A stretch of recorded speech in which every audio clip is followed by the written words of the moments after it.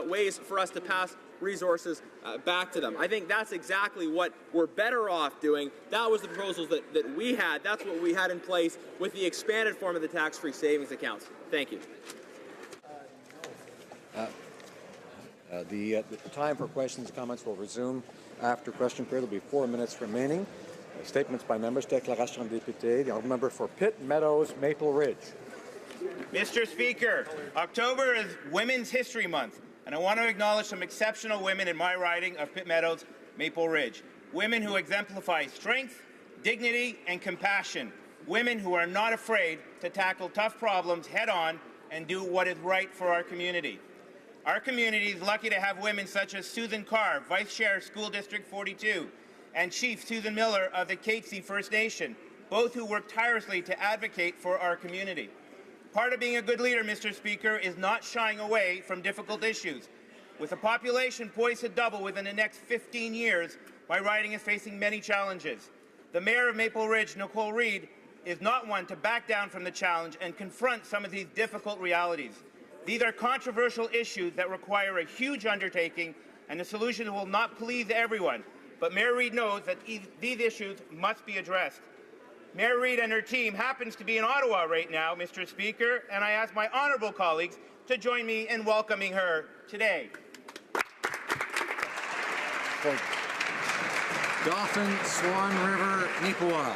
Thank you, Mr. Speaker. I rise today to pay tribute to the life of Victor Kopecky of Swan River, Manitoba, who sadly passed away on July 27. Victor was a farmer, a constituent of mine, and a proud Conservative. He was passionate about politics and was always ready to volunteer on campaigns. When I began my political career, Victor was one of my early supporters, and I will always treasure his loyalty, friendship, and good advice. And we were both very proud of our shared Czech ancestry. We also shared a love of the outdoors, and Victor was always ready to volunteer for conservation projects in the Swan River Valley. A deeply spiritual man as well, Victor was passionate about his country and protecting a legacy of faith and freedom for his children and grandchildren. Victor is survived by the love of his life, Edna, wife of 46 years, and children Kevin and Janelle, plus grandchildren Sabrina, Noah, Hannah, and Sarah. People like Victor are all too rare in our society, and the legacy he leaves will live on. Victor was a credit to his family, his community, and his country. Thank you, Mr. Speaker. For Cambridge. Thank you, Mr. Speaker. I rise today to congratulate the Grand River Film Festival on the launch of their 10th annual event in the riding of Cambridge. Starting today, October 24th, and lasting until October 29th, the Grand River Film Festival provides the residents of Waterloo Region and the visitors from all over southwestern Ontario an opportunity to view bold, reflective, and inspiring films from across Canada and around the world. This year, film enthusiasts have the opportunity to enjoy 13 films at seven different venues across the region, 5 of which are located in Cambridge. Mr. Speaker, the festival like this cannot happen without the countless volunteers and sponsors contributing their time and resources to make it a success. I think I speak for all movie buffs when I say thank you. I encourage the people of my riding to take advantage of this exciting event, and I congratulate the organizers on their 10th year. I wish them a very successful festival. Thank you, Mr. Speaker. Bravo! The honourable member for Vancouver Kingsland. On behalf of Canada's New Democrats, I rise to commemorate the 60th anniversary of the Hungarian Revolution. After World War II, the great nation of Hungary was occupied by the Soviet Union. But in October 1956, Hungarian patriots rose in rebellion for freedom. They were successful, installed democracy, and restored civil liberties. However, just weeks later, Russian tanks rolled into Budapest.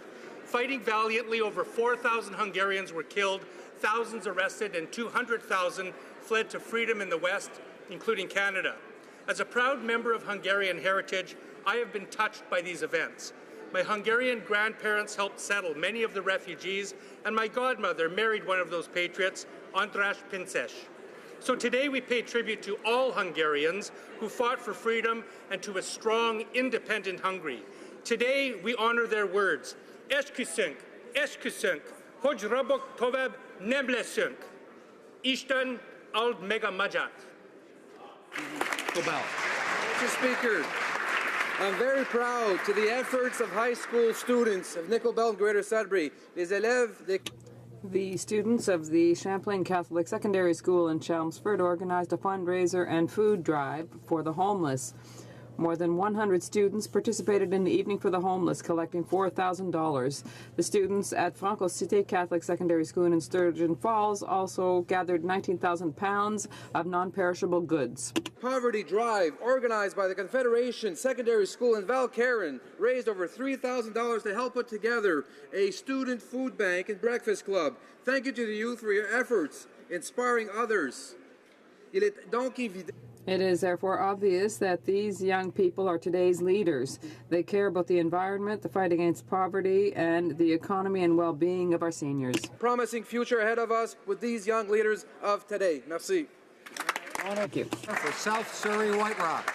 Mr. Speaker, I rise today to pay tribute on behalf of my constituents in the riding of South Surrey White Rock and all those who knew Bing Tom as a friend, father, husband, and extraordinary architect. Bing was a great admirer not only of our community, but across Canada and around the world. He was an exceptional individual and a dear friend. He unfortunately passed away suddenly while on a trip to Hong Kong this month. Bing's architectural work helped shape cities around the world, from Seville, Spain, to Washington, D.C., to Hong Kong, and in my own home city of Surrey. As a former mayor, it was a privilege to be part of his work and his process, but it was an even greater privilege to be able to call him a friend. The creative energy, contagious smile, and his dedication to the community made him an extraordinary man. I would like to extend my condolences to his wife Bonnie and to all of his family, friends in this time of grieving. Bing, thank you for your incredible heart and artistic foresight. You will be dearly missed. The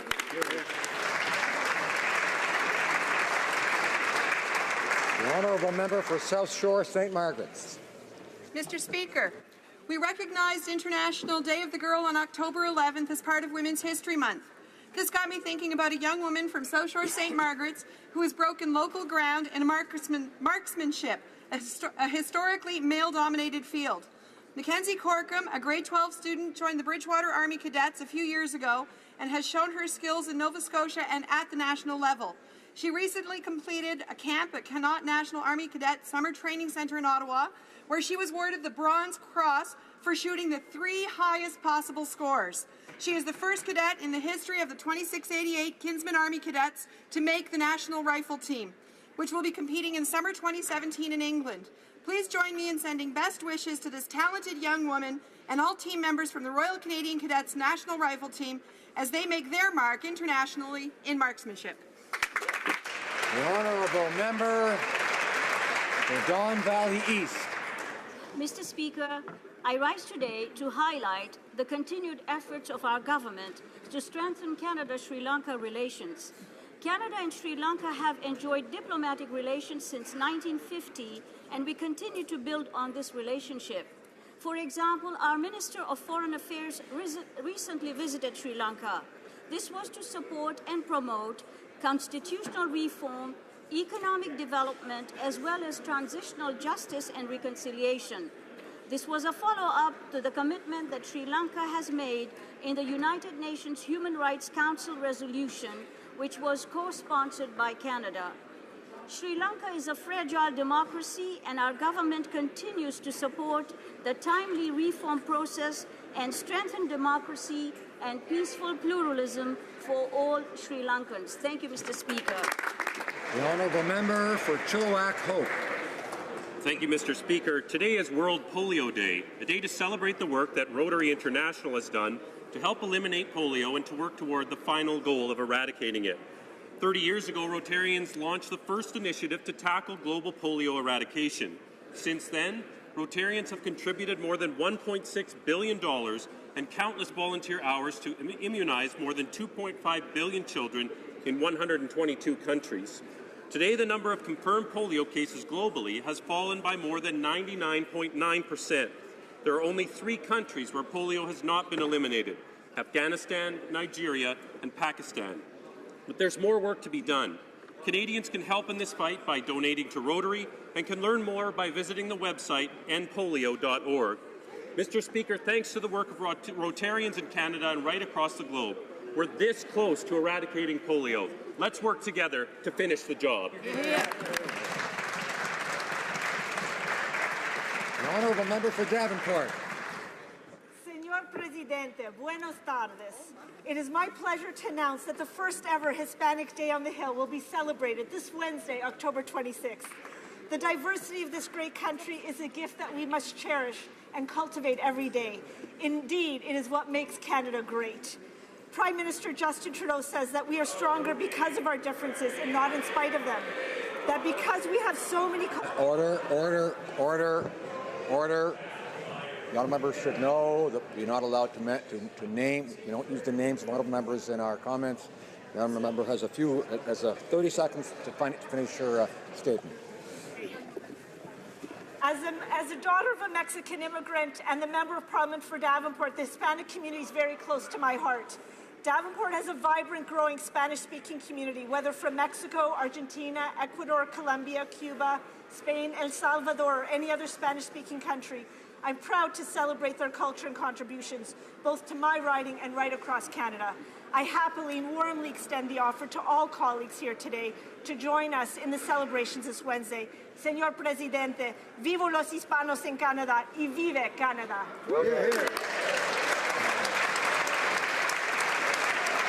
The honourable member for Thérèse de Blainville.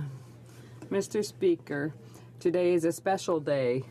In the House of Commons, we work for all Canadians and, of course, for the constituents in all of our ridings. We're used to shuttling between our ridings and Ottawa, but it's rare that it's the people of our ridings who come here. Today, however, is an exception for more than 50 municipal officials and social and economic leaders of my riding, Thérèse de Blainville, for whom I've organized a special orientation day with Parliament and with meetings of ministers, MPs, and heads of various departments. I'm sure that the people of Thérèse de Blainville will benefit from this. It's by working together that I want us to make the difference for the well-being of my riding of Thérèse de Blainville. I want to thank each and every one of you for your participation and for having agreed to participate in this. Welcome to Ottawa. The honourable member for Mégantic-L'Érable. Thank you, Mr. Speaker. On the 19th of October, the people of my riding will experience a very important riding. This is several years after the railway accident, we're ready to reopen the center town of our town. There are several activities for families, and also there's a big welcome that will happen at the railway station where people can find out about future projects for Centretown. I tip my hat to all of the members of the team who have worked since May 25th, working on a sustainable park and the decontamination of the old municipal garage and the repairing of the Centretown. Mr. Speaker, I will be present in this very important moment. And on behalf of the people of my town, I formally invite the Minister of Transport to join us on Saturday. We hope that he will confirm the building of an alternative route around the town soon. Mr. Speaker, yesterday marked the 60th anniversary of the 1956 Hungarian Revolution. Courageous Hungarians took to the streets throughout their country demanding freedom and democracy. By October 31st, it appeared the revolution had succeeded, with the Kremlin announcing peaceful negotiations. Then, at 5:20 a.m. on November 4th, a grim Hungarian Prime Minister Nagy announced a major attack by Soviet forces. Hungary was viciously crushed by the Kremlin's tanks as an impotent West watched. Mass arrests followed on the orders of Kremlin leader Khrushchev and his Hungarian puppet Kadar. Thousands were slaughtered. A mass migration of 200,000 surged across the borders into free Europe. In response, Canada provided sanctuary for more than 37,000 Hungarian refugees in less than a year. Today, let us celebrate the indomitable spirit of the Hungarian Canadians who kept the dream of Hungarian independence alive and who have contributed so greatly to our country. Member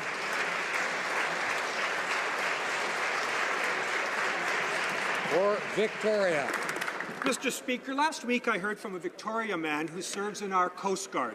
After long weeks at sea, his backlog of overtime unpaid was because of the government's new Phoenix pay system had reached $15,000 and prevented him from buying a house. For him and his shipmates, financial stress worsens the isolation at sea. But he's far from alone. In fact, some 400 members of our Coast Guard are waiting for thousands of dollars in overtime pay. Wednesday was payday at the Coast Guard station, and my constituent heard promises that the problems were over. Instead, he wasn't paid at all. These workers want to serve Canada, but they can't afford to volunteer. So I ask the government to please reach out immediately to Coast Guard workers in BC and offer them straight answers about when this burden will finally be lifted from their shoulders. The honourable member for Calgary-Shepherd.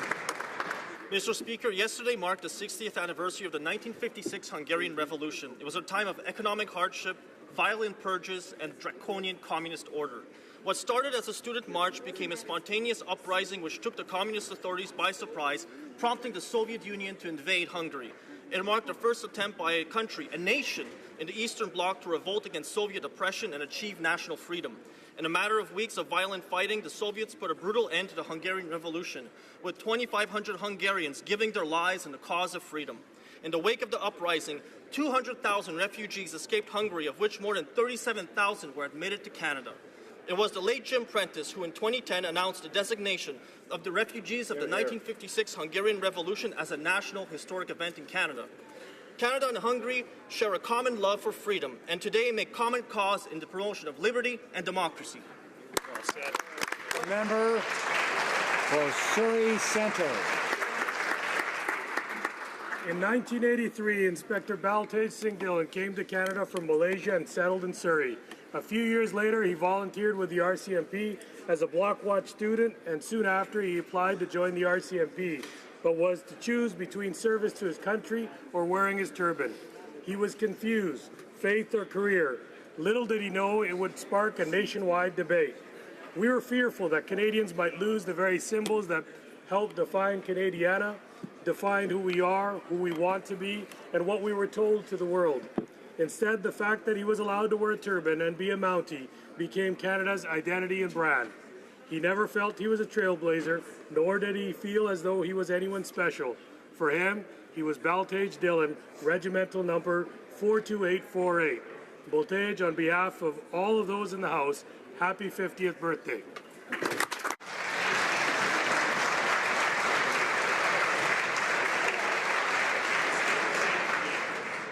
Questions orales, oral questions. L'honneur député de Lac-Saint-Jean. The honourable member for Lac-Saint-Jean.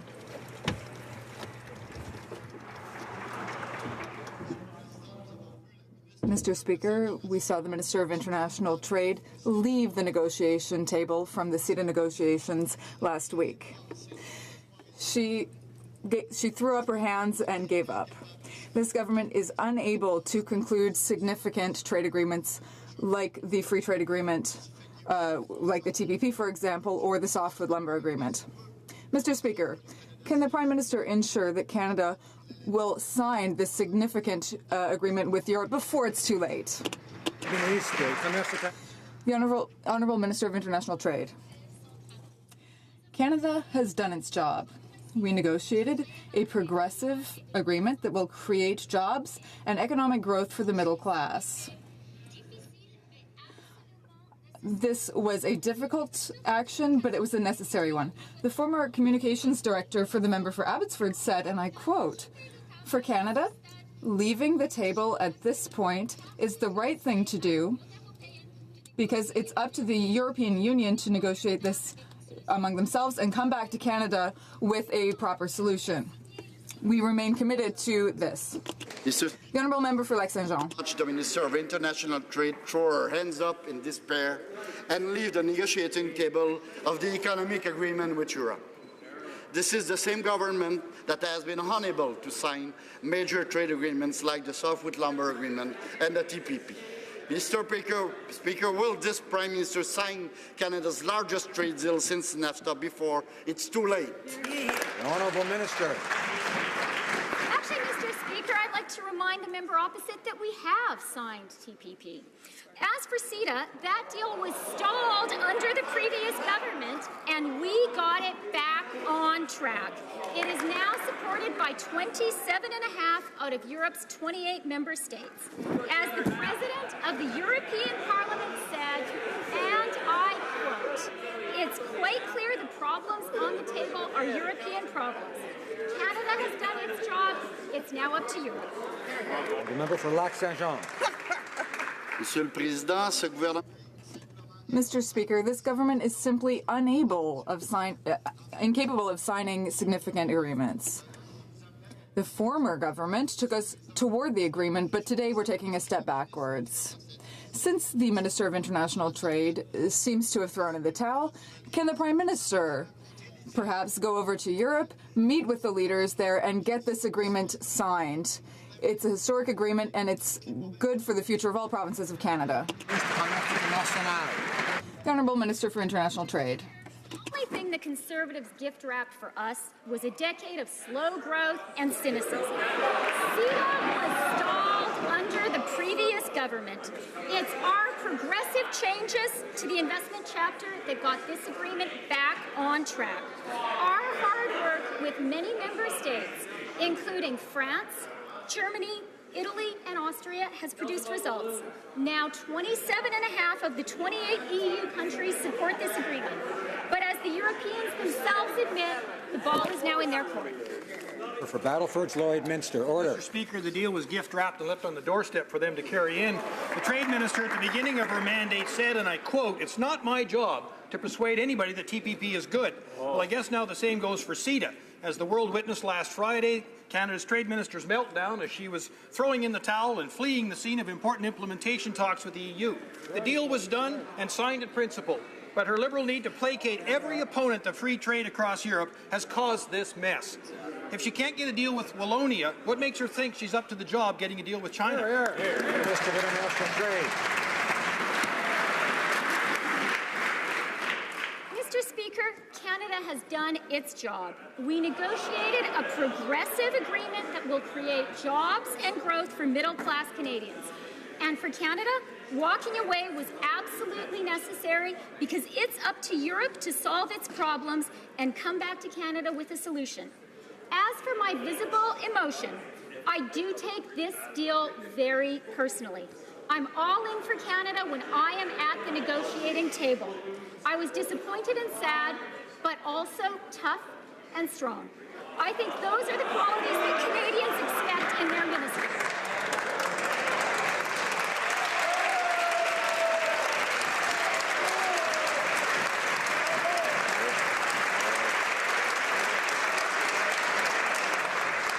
Order. Let's try to have a little quieter. Order.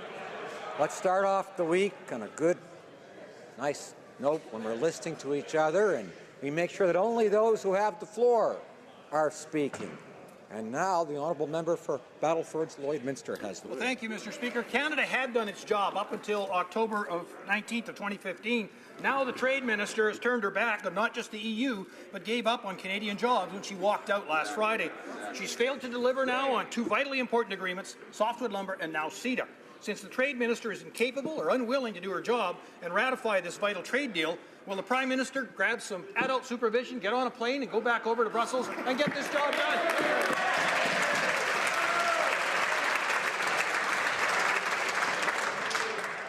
The Honourable Minister of International Trade. Mr. Speaker, our government has delivered for Canadians on trade time after time. I can't say the same for the previous government, however. The only thing they delivered when it came to Europe were $100,000 parties paid for by taxpayers celebrating a deal that wasn't even done. CETA was stalled under the previous government. Our progressive changes to the investment chapter got it back on track. Our government has worked hard. We've done our job. Now it's up to Europe. Member for Victoria. The minister's attempt to bully Europe into submission on CETA isn't working and it's unbecoming. Wallonia isn't caving into the pressure, and the fact is millions of Europeans and Canadians share concerns with the agreement and its potential impact on drug prices, dairy producers, and environmental regulations. This delay is an opportunity to improve the deal. So will the government drop the manufactured deadlines and sit down at the table to fix the problems with this deal? Honourable Minister. Mr. Speaker, Canada has done its job. And in fact, even the Minister-President of Wallonia, Paul Magnette, recognizes that. He said, and I quote, "Amongst Europeans, discussions were very difficult. That's perhaps the unfortunate paradox in this story. With Canada, things are simpler. We are very close to the Canadians. I'm very happy that the part with Canada was concluded and thus that the discussions we had together were very useful. We have done our job. It's up to Europe now." The Honourable Member for Victoria. Wallonia is not the only region that's concerned, Mr. Speaker. It's defending the interests of millions of people who are concerned by the consequences of investor-state dispute resolution mechanisms. The Liberals would have heard similar concerns from Canadians if they had held public consultations as promised. Canadians want an agreement that respects their interests. Will the minister put the interests of Canadians before the Prime Minister's media appointments and improve the agreement? Minister. We negotiated a progressive agreement that will create jobs and growth for the middle class. This agreement has the support of the provinces, particularly of Quebec. Last week, the Vice Chancellor of Germany, a Social Democrat, said that this provides an opportunity to implement good and fair rules for progressive globalism. Manuel Valls, the Socialist Prime Minister of France, said that this is a good and exemplary agreement. So is this something that the NDP can support? Monsieur le Président, au cours de cette... Mr. Speaker, this weekend, the Finance Minister said that Canadians would have to accept that precarious jobs are becoming the new normal in Canada. This statement came a few days after the Bank of Canada downgraded its growth forecast for our country. Many Canadians are facing job precarity. They deserve a government that shows leadership instead of just telling them, get used to it. Unacceptable, Mr. Speaker. Will the minister finally take action against the increase in precarious jobs in our country? The Honourable Minister of Labour. It's my pleasure to indicate to the House that it's modern changes because of technology changes and rapidly, extremely rapid, will make it a new world of work. To address that concern, our government has announced the Youth Expert Panel on Employment and made massive investments on skills and training for all Canadians. Thank you, Mr. Speaker. Member for Churchill, Huat-Nukasky. Mr. Speaker, with a non-answer like that, the minister and his government may come to figure out that their jobs are precarious too. Millennials in Canada are facing a precarious future. Today, I would like to invite the Minister of Finance and the Minister of Youth, the Prime Minister, to a national forum that we are hosting on the rise of precarious work in the millennial generation this Wednesday on Parliament Hill. Young Canadians expect more from their national leaders when it comes to dealing with the insecurity that they face. So today, I ask the Minister of Finance, will he step up and show leadership to fight against the rise in precarious work for young and all Canadians? Now the Minister of Employment. Thank you, Mr. Speaker. I'm very proud to indicate that not only have we formed a youth expert panel, but we've invested in skills and training to the tune of $175 million to each and every province and territory in Canada. We've provided more money for the Canada Job Fund. We've increased innovation. We've built a STEM sector and continue to do so. We are investing in WIL training, work integrated learning. Mr. Speaker, we are working with Canadians to make a successful future for all of us. Honourable Opposition House Leader. Well, Mr. Speaker, that's a lot of spending and no jobs as a result. The Canada-EU trade agreement is the most important agreement negotiated since NAFTA. The benefits to workers, families and businesses in every region of the country are enormous. But the Trade Minister has failed to secure these benefits for Canadians, and the Prime Minister is too busy hosting liberal fundraisers with his millionaire friends to even notice. When will the Prime Minister start doing the jobs that Canadians expect, take the trade deal seriously, and personally get involved in sealing this deal? Minister of Trade. Mr. Speaker, Canada has done its job. In contrast with the previous government, we negotiated a progressive agreement that will create jobs and growth for middle-class Canadians. Walking out on Friday was tough, and it was absolutely necessary. In fact, the member for Abbotsford's own former Director of Communications said, and I quote, "For Canada, leaving the table at this stage is the right move because it's up to the EU to negotiate within and come back to Canada's proposed solution. We remain committed to signing when the EU is ready." Opposition House Leader. Well, Mr. Speaker, Conservatives negotiated this comprehensive trade deal which will create much-needed jobs in Canada, but the Liberals are failing to get the ball across the finish line. Is it the Liberal strategy to actually look weak and inept? Because if it is, they're actually succeeding at that. Or do the Liberals secretly not want this deal to succeed? Do they want the deal to fail? The Honourable Minister of Trade. Mr. Speaker, the only thing the Conservatives delivered was 10 years of slow growth and cynicism about politics in Canada. They did not deliver CETA. CETA was stalled when we formed government, but we got it back on track. We got the deal through the legal scrub. It is now supported by 27.5 out of Europe's 28 member states. As the President of the European Parliament said, and I quote, "It's quite clear the problems on the table are European problems. Canada's done its job. Europe has to do its job now."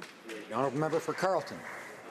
Last week, our millionaire Minister of Finance was speaking to an elite group of wealthy Liberals, but his message was for truckers. Your services are no longer required, he told them. He said these 250,000 hardworking Canadians will soon be out of a job. Now, trucking is not glamorous like inheriting a fortune from Dad, but it's honest work and it delivers the goods to Canadians. It'll also be among the hardest hit by new Liberal gas taxes and payroll taxes. Why is this elitist Liberal government driving truckers out of work? Minister of Employment. Thank you, Mr. Speaker. I want to clear the record that this is a government that's investing in infrastructure, investing in training, investing in job creation. This is from coast to coast to coast, providing opportunities for truck drivers, scientists, and those that are in the workforce today and tomorrow, Mr. Speaker. Carleton. But it's not just truckers that the millionaire minister finds obsolete. He told the same elite group of wealthy Liberals that workers across Canada will become human ping-pong balls, bouncing from one unstable job to another. But the solution is staring him right in the face. Scotiabank revealed last week that the vast majority of job growth is actually coming from businesses with fewer than 100 employees. Why won't the finance minister get off the backs of these job creators, restore conservative tax cuts for small businesses so that they can continue to create jobs for hardworking Canadians? The Minister of Employment. Thank you, Mr. Speaker. I'm very pleased to remind the House that not only... Order. Perhaps members weren't happy with the question, but they should listen to the answer. Well, if they feel they need to pipe in also, obviously they're not satisfied, but let's listen to the answers. No interruptions are allowed. The Honourable Minister of Employment. Thank you, Mr. Speaker. I wanted to point out to the House and to all Canadians that this is a government that's investing in skill development and helping small businesses, the foundation of job creation, by providing breaks on employment insurance rates, which dropped from 183 to 163, a significant change in their premiums, which will help every single SME in the country. Thank you, Mr. Speaker. The Honourable Member for Louis Saint Laurent. Thank you, Mr. Speaker. Mr. Speaker, this government was elected barely a year ago, promising a small deficit of $10 billion, which was supposed to stimulate economic growth. But a year later, it's not a $10 billion deficit, it's $30 billion or worse, and the growth isn't there. Mr. Speaker, today the Parliamentary Budget Officer and the Bank of Canada both downgraded their growth forecast for the economy. So what is the Minister of Finance going to do to retake control over public finances and stimulate the necessary growth for this country? The Honourable Minister of Finance. Monsieur le Président. Mr. Speaker, that's a good question, because I know that it's very important to have a plan for investments in our country. We've decided that it's important to make investments in the future so that we can have a higher level of growth than we've had over the last decade. That is exactly what our plan is. With our investments in infrastructure and in the future of our country, we will get to a better situation for the future for our children and grandchildren. Thank you, Mr. Speaker. The Honourable Member for Louis Saint-Laurent. Mr. Speaker, 3 weeks ago, the Minister of Finances, without consulting anyone, announced new rules for mortgages. We've learned that some Liberal MPs, I don't know who will stand up and say this, but some of them are not happy with them. For example, the Liberal member for Surrey Centre had concerns. Others as well have spoken confidentially. Think all Canadians overall, and no consultation. I don't know what to say. Alors, Monsieur le Président, qu'est-ce que... So, Mr. Speaker, what does the minister have to say to his other caucus members? I remind the member that it is always important to direct his comments through me. The Honourable Minister of Finance. Address this House on this very important issue. We know that the long-term stability of the housing market is of critical importance to all Canadians. To those Canadians who are struggling to buy a house, those Canadians that have a house, they want to know that this investment is sound for the long term. So we took measures that we know will help ensure that over the long term, people's most important investment is stable and secure. That's better for our economy, that's better for Canadians, and that's better for those people who want to buy a house for their family. Thank you, Mr. President. The Honourable Member for Abitibi-Bay, James Nunavik-Ayu. Mr. Speaker, while severe concerns are being raised about mercury poisoning from the Muskrat Falls Dam, the response from the member of St. John's East was not to worry, just eat less fish, he said. Wow. The answer is shameful and goes against the Prime Minister's own commitment to Indigenous peoples. The Nunavut government is asking that the project be delayed until these issues are addressed. Is this government going to listen? Is this government going to uphold its constitutional duty to Inuit of Labrador? Honourable Parliamentary Secretary for Environment. Thank you, Mr. Speaker, and I want to thank the honourable member for his question. I understand that the Government of Newfoundland and Labrador is working with the proponent, with Indigenous peoples and stakeholders with respect to this project. We expect the province will meet its responsibilities to ensure the health and safety of Canadians. We're encouraged that Premier Ball will be meeting with local Indigenous peoples. Our government will continue to make our scientific expertise available to inform discussions between Newfoundland and Labrador and Indigenous governments related to the Lower Churchill project. Honourable Member for Timmins, James Bay. Mr. Speaker, the Wenjack and Downey families have shown Canadians what true reconciliation looks like, and the Prime Minister promised solemnly to stop fighting residential school survivors in court. But the Justice Minister is in court, fighting against a ruling in favour of a childhood rape victim at the St. Spanish residential school. And this week she filed documents actually stating her lawyers did nothing wrong when they misrepresented evidence regarding a notorious pedophile and had the case thrown out. Will she explain why she is breaking this Prime Minister's vow and why she is fighting these survivors in court? Here. Honourable Parliamentary Secretary to the Minister of Indigenous and Northern Affairs. Thank you, Mr. Speaker, and I thank my colleague for his question.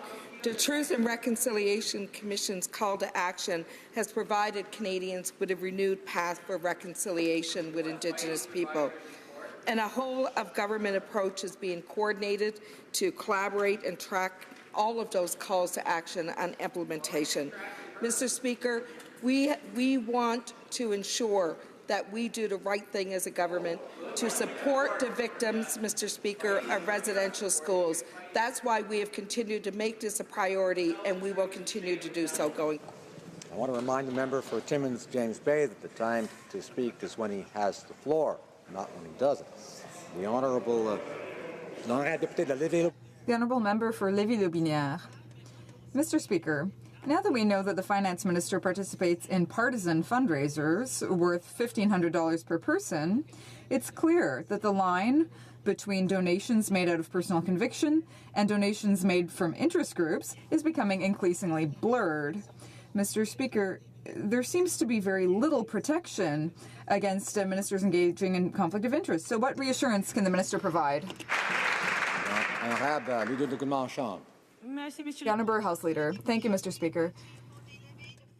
All parties have fundraisers and they all have to follow the same rules. These rules were implemented by the previous government. I would like to remind my colleagues that on July 9th of this year, around 3 months ago, the Leader of the Opposition, along with former Prime Minister Stephen Harper, held a barbecue in Calgary for a fundraiser worth $2,000 per table. Thank you, Mr. Speaker. Order.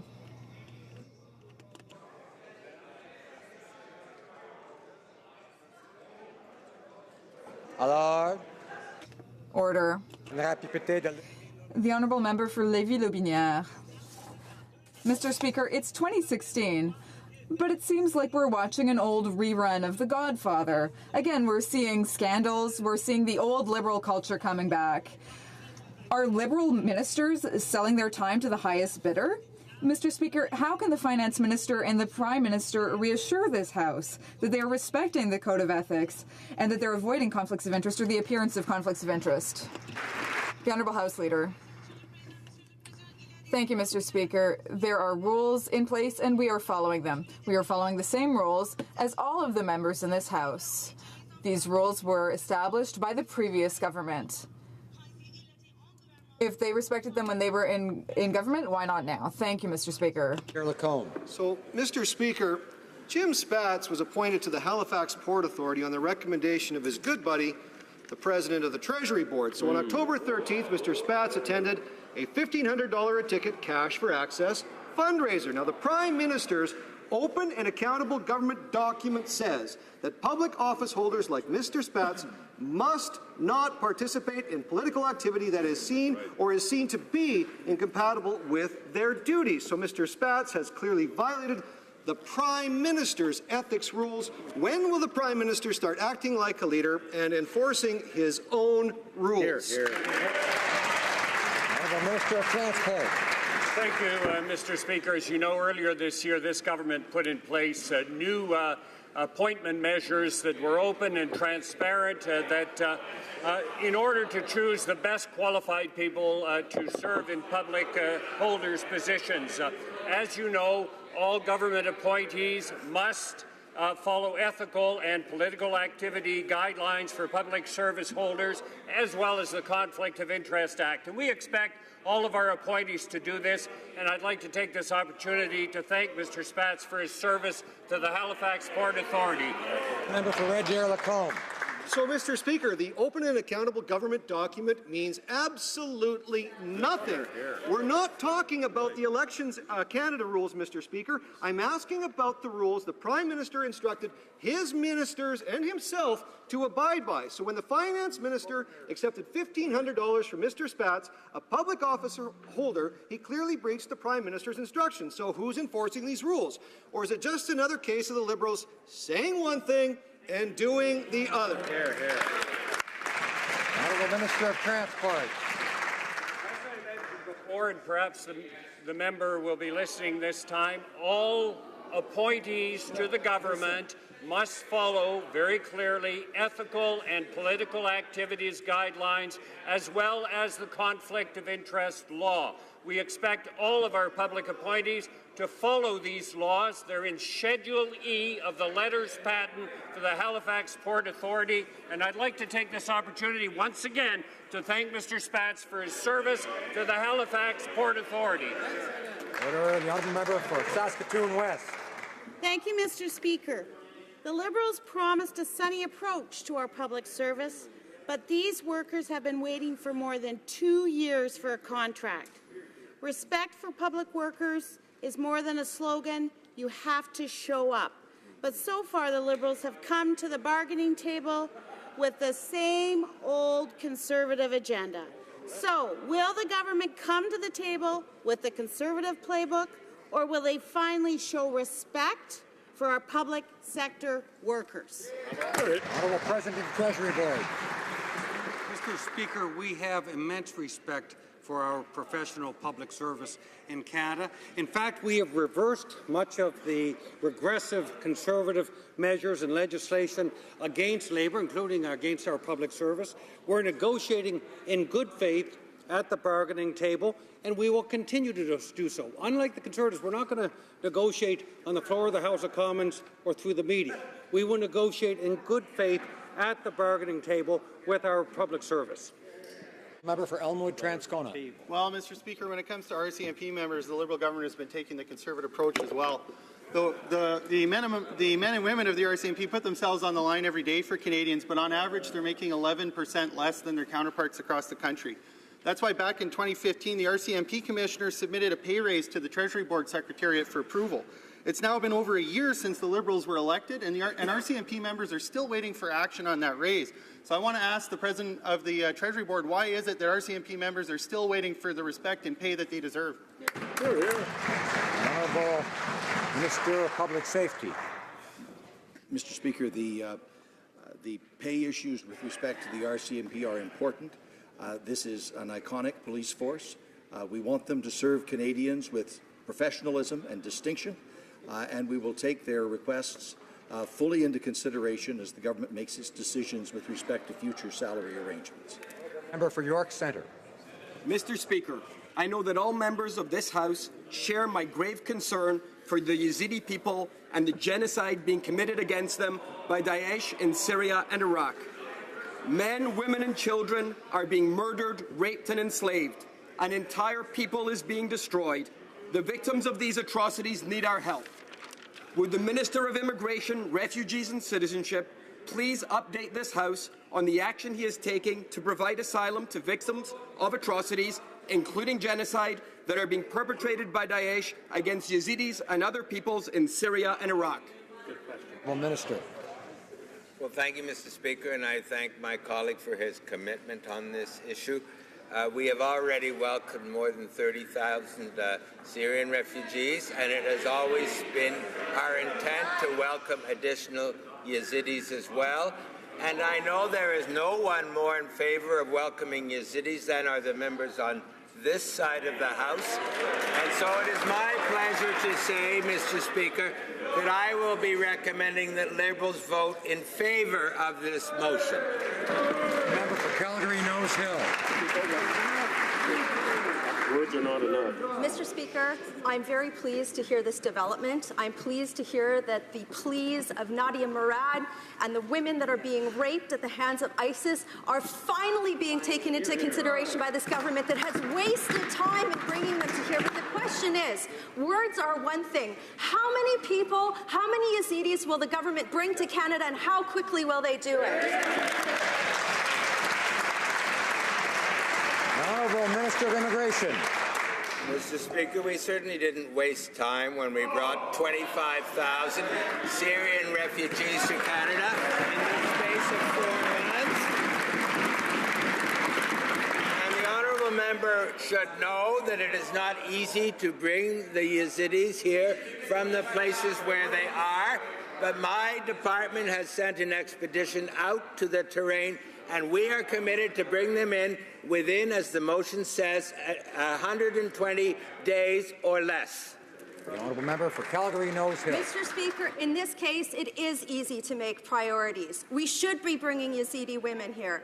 Mr. Speaker, what Nadia Murad wants to hear before she leaves Canada is a clear commitment to numbers on how many people the minister will bring here. Germany brought over 1,000 sex slave survivors to their country. Can the minister stand up and commit to her and to her people a specific number within the 4-month period on how many Yazidi survivors will come to Canada under this government's protection? Honourable Minister of Immigration. Mr. Speaker, we committed to the words of the Conservative motion. I would have thought that might have been enough for one day from this member. And we are working very hard. We have just come back from a mission in the region to determine how many and from where and over what time period we will be welcoming more Yazidis to Canada. We have committed to do this, and it will be done. The member for Thornhill. Mr. Speaker, the Minister of Immigration tried to excuse the Liberals' refusal to rescue Yazidi refugees in Iraq by saying his officials couldn't get to them because of the battle to liberate Mosul. Well, we hope that many Yazidi prisoners will indeed escape as ISIS retreats. But in fact, Mr. Speaker, there are already thousands of Yazidi women and girls in the relative, if inadequate, safety of Western Iraq. Words are not enough, Mr. Speaker. When will the Liberals fulfill Canada's Genocide Convention obligations and act? Honourable Minister of Immigration. Mr. Speaker, Liberals will be voting in favour of this motion, and it is my hope that this is no longer a partisan issue given the gravity of the situation. It is my hope that this House will vote unanimously in favour of bringing Yazidis to Canada, and we are looking into all of the options. We will do so as quickly as possible. We agree with the Conservative Party that this is a matter of high priority, and we are working on it as we speak. Member for Thornhill. Well, Mr. Speaker, the many thousands of Yazidis in Iraq, particularly the women and girls, are not recognized by the United Nations as refugees. As internally displaced persons, they're stuck in a terrible limbo, enduring discrimination and segregation in Muslim-run UN camps.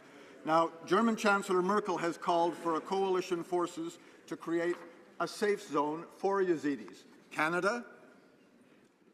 So, Mr. Speaker, when will the Liberals address Canada's Genocide Convention obligations and actually act?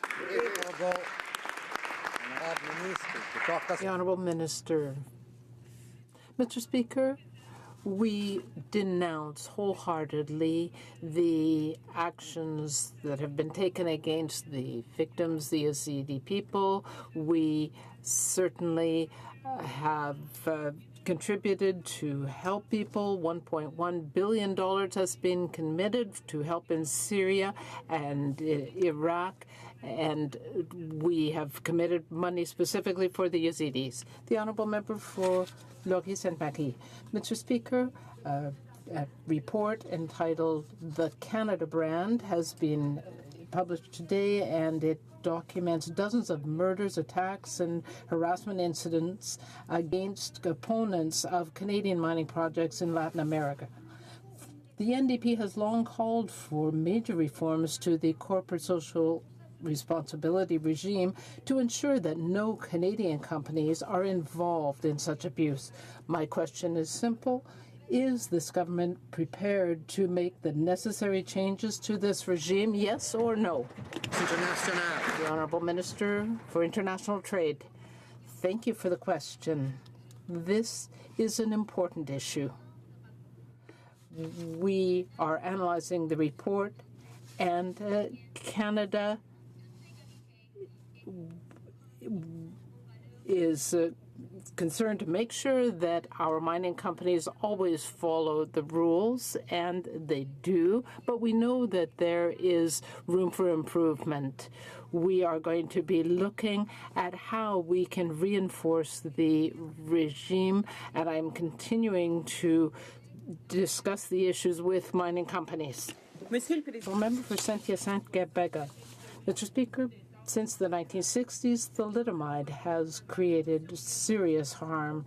This House voted in favor of an NDP motion calling for compensation for the surviving victims, but many of these survivors aren't eligible for the promised compensation because they are asked to do the impossible, which is to prove that they were given, their parents were given, mothers were given thalidomide, and they can't.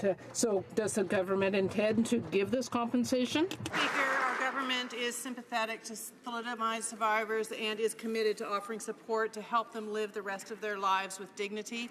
There is no definitive medical test for thalidomide, so an objective review process has been used to assess individuals to determine who is eligible for financial support. Based on this process, I'm pleased to announce that 25 more individuals have been added to the Thalidomide Survivors Program. It brings the total number of individuals to 122.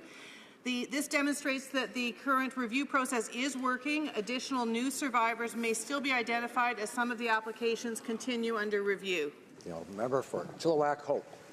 Mr. Speaker, Liberal MPs from Atlantic Canada were silent when the Prime Minister threatened Atlantic representation on the Supreme Court, and they said nothing when he appointed an MP from Greater Toronto to represent Atlantic Canada at the Cabinet table for HoC. But now the Agriculture Minister has told us why. He says that Atlantic Canada is better served by having a Central Canadian at the Cabinet table. Does the Prime Minister share the opinion that of the 32 Liberal Atlantic MPs, not one of them is qualified to serve as Minister for HoC? Honourable Minister of Economic Development. Mr. Speaker, you know what the problem here is? For the last 10 years, we had a Conservative government that pitted one region against another, one Canadian against another. Now we have a government that believes not only in NACOA, but all the regional development agencies, and we've elevated the importance of economic development as part of our overall economic growth agenda. And I want to say, Mr. Speaker, it's about investing in our businesses and communities and our people. That's at the core of our economic development agenda. And I'd like to thank the member from Cardigan for his kind remarks. It's an honor and privilege to serve with 31, including the member from Cardigan, 32 member of parliaments from Atlantic Canada. The member for Chilliwack Hope. Well, those were some excellent Central Canadian talking points, Mr. Speaker. The Minister of Agriculture has said that ministers from Central Canada can best look out for Atlantic Canada's Economic Development Agency at the Cabinet table. Not someone from King's Hants, not someone from Beausejour, not someone from Bonavista Buren Trinity, and certainly not someone from Cardigan, someone from away, from Greater Toronto. When will these silent Liberals stand up to the Central Canadian PMO, stand up for the region, and start speaking for Atlantic Canada?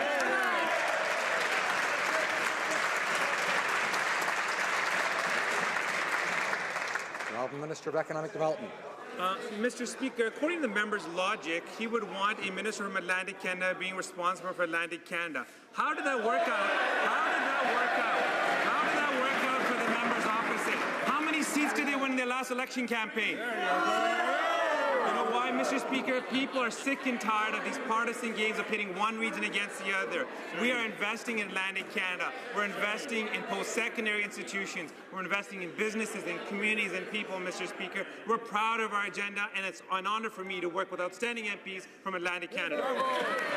Member for Cypress Hills Grassland. Well, Mr. Speaker, the Ag Minister is silent on another issue as well. His Chief of Staff is a failed Liberal candidate who owns $140 million worth of egg quota. Canadians shake their head because the minister has blindly and blatantly ignored this obvious conflict of interest. Now, this week, his Chief of Staff faces allegations in court of perjury over the purchase of egg quota and egg grading. This is an issue of an integrity, Mr. Speaker. When did the minister find out about this court case, and why hasn't he removed her as Chief of Staff? Honourable Minister of Agriculture. Thank you, Mr. Speaker. I'm certainly pleased to serve in a cabinet that works for every region of the country. Without a doubt, it's an asset to serve in a cabinet that works for every region. They help me, and I help them. And my Chief of Staff is an outstanding member of her community, a successful lawyer and businesswoman, and has been awarded the Citizen of the Year in her community. She has deep commitment to Canadian agriculture and Canadian service. I am fortunate to have her. So is Canadian agriculture. Thank you, Mr. Speaker. The Honourable Member for Tobique-Mactaquac. Mr. Speaker, as we celebrate the 2016 Canadian harvest and the farmers who produce it, can the Minister inform the House what steps our government is taking to invest in agriculture across this country from coast to coast to coast? Honourable Minister of Agriculture. Thank you, Mr. Speaker. Again, I'm pleased to thank my colleague from Tobique-Mactaquac for his question and for all his hard work on the agricultural files. Our government has invested nearly $70 million in agricultural research and infrastructure, gained access to key markets around the world, with a record $60 billion in exports and $27 million to help farmers reduce greenhouse gases. We will continue to work with the Canadian Federation of Agriculture and our stakeholders to make sure that Canadian agriculture thrives in this country. Thank you, Mr. Speaker. Member for Niagara Falls. Mr. Speaker, Canadian police officers work hard and put their lives on the line every day to serve and protect Canadians. And that's why they've earned a position at the table on the Federal Judicial Advisory Council. Now the Prime Minister has decided to revoke that membership. Why is the Prime Minister showing such disrespect for the men and women who serve and protect Canadians, and will he reconsider this bad decision? The Honourable Minister of Justice. Thank you, Mr. Speaker, and I appreciate being able to speak to the new appointments process for Superior Court justices across the country. We certainly recognize and respect law enforcement officers for the work that they do. The purpose of the new judicial advisory committees is to open up the process, to be more public, to be more transparent, to ensure that we are doing and making a concerted effort to ensure that there is diversity on the bench so Canadians can see themselves in terms of the judges that they see. The Honourable Member for Rosemont-La Petite Patrie. Mr. Speaker, we learned last week that Bombardier would be cutting 2,000 jobs, including 1,500 in Quebec. This is a hard blow for our economy. For 10 months, the government has talked a good line on Bombardier, but nothing has been put on the table. The workers just want one thing, that is to keep their jobs. Could the 40 Liberal members from Quebec put pressure on the Minister of Industry to finally make public his plan for Bombardier? Economic Development. Monsieur le Président. Mr. Speaker, I don't agree with my colleague because our government understands the importance of the aerospace industry, and this is why we made a commitment with Bombardier, and I am confident that we can find a good solution for Bombardier, for the whole sector, and for all Canadians. The Honourable Member, like all Canadians, I am very concerned about the allegations that well-off Canadian taxpayers are not paying their fair share of taxes, especially in the real estate sector. Can the Minister of National Revenue inform this House of steps being taken by the government to prevent tax avoidance in real estate transactions? The Honourable Minister, I would like to thank the member for Châteauguay-Lacolle for her question. It is unacceptable for Canadians to take part in tax avoidance schemes and tax evasions. In British Columbia and Ontario, our efforts have brought in $243 million in taxes and over $1 billion in penalties. 70 inspectors are working in the real estate field in Ontario and Canadians. We are defending the interests of Canadians. Mr. Speaker, the Minister of Public Works told us in committee last month that the backlog of the 82,000 government employees affected by the Liberal Phoenix pay fiasco would be cleared by October 31st. We're now being told by the Minister that they will fail to meet this deadline. It's unacceptable that some employees are waiting months and months to get paid. Why does the Minister keep making promises she knows she can't keep? And when will she call in someone who will actually get the job done? The Honourable Parliamentary Secretary to the Minister of Public Services and Procurement. The ongoing public service pay problems are completely unacceptable. Many employees across the public service are facing financial hardship because of the current pay issues. Department employees are working tirelessly to meet the deadline, but we are tracking behind our project schedule. Resolving these cases is our priority. Thank you. The Honourable Member for Rivière-du-Nord. Mr. Speaker, the free trade agreement with Europe is important for Quebec. Our role is to be the bridge between Europe and America, and the intransigence of this government is an obstacle to that. Today, the people of Wallonia are concerned about some provisions in the agreement that might enable multinational companies to reduce state sovereign rights. These concerns need to be looked at. Rather than slamming the door, could the Minister of International Trade not show openness and finish the negotiations so we have an agreement? The Honourable Minister. Our We have put this agreement back on the rails because the former government didn't do the job right. As the president of the European Parliament said, the problems are European problems, and we will be pleased to negotiate. The honourable member. Mr. Speaker, I think the Minister of Health would have needed to be behind closed doors in order to be transparent. If government is refusing to increase funding for health, then it's because there's no political gain. When it comes time to help patients, there are no ribbons to cut, no checks with a little Canadian flag on them. That isn't good for the Minister of Finance. Can the Minister of Finance get serious and stop taking patients hostage because they just don't give him enough political mileage? Ministre de la Santé. The Honourable Minister of Health. Mr. Speaker, last week I met with my provincial counterparts and I reiterated our commitment to sustainable, stable funding for health care. Canadians expect us to work together to improve our health care, but the investments have to go to health care. We need to make sure we have a system that meets Canadians' needs. The Honourable Member for Montcalm. Mr. Speaker, Liberals have to find reasons to invest in health. It has to be politically worthwhile to them. According to the Minister of Health, the only thing that the Minister of Finance wants to know about health transfers is what's in it politically. It's so cynical, you'd think this was the House of Cards show. Does the Minister of Finance realize that this political calculation may compromise thousands of Quebec patients? The Honourable Minister of Health. Mr. Speaker, I will never play games when it comes to health.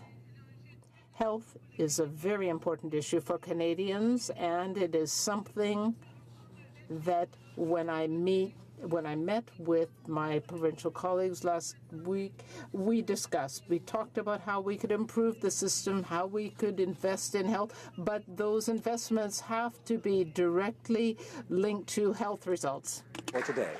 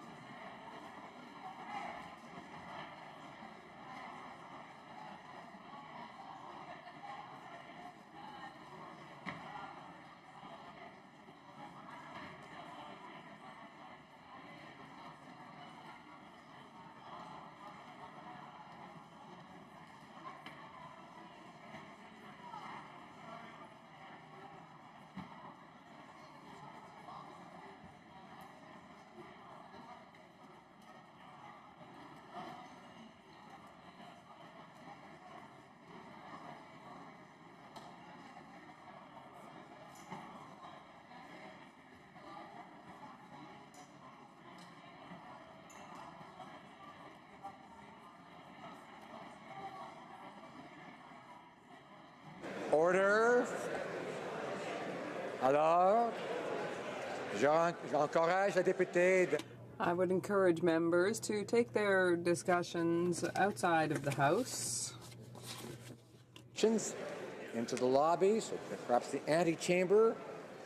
Tabling of documents. The Honourable Parliamentary Secretary to the Minister of Foreign Affairs.